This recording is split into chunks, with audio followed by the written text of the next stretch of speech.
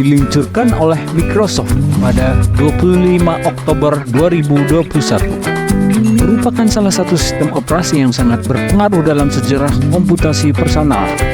Windows XP menggantikan Windows 2000 dan Windows ME, menghadirkan antarmuka yang lebih bersahabat dengan pengguna dan stabilitas yang meningkat.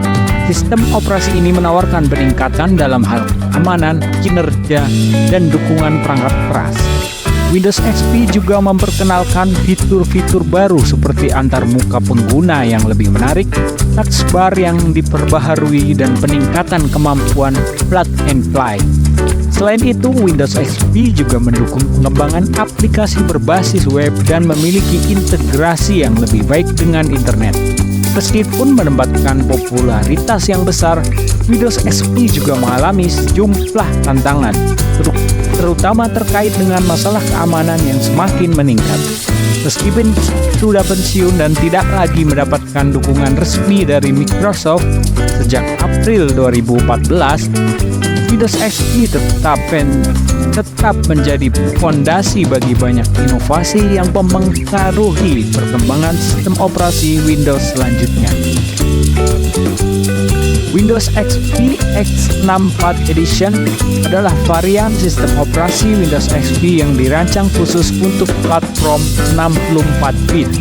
Diluncurkan pada tahun 2005 oleh Microsoft, Windows XP X64 Edition menawarkan keuntungan kinerja dan stabilan yang lebih baik pada sistem dengan arsitektur 64-bit. Dengan kemampuan untuk mengakses lebih dari 4 GB RAM. Versi ini memungkinkan pengguna untuk menangani beban kerja yang lebih besar, termasuk aplikasi dan perangkat lunak yang membutuhkan sumber daya sistem yang tinggi. Meskipun Windows XP X64 Edition mempertahankan tampilan dan nuansa familiar dari Windows XP, ia membawa perbaikan keamanan dan dukungan perangkat keras yang lebih baik untuk pengguna yang mengadopsi teknologi 64-bit.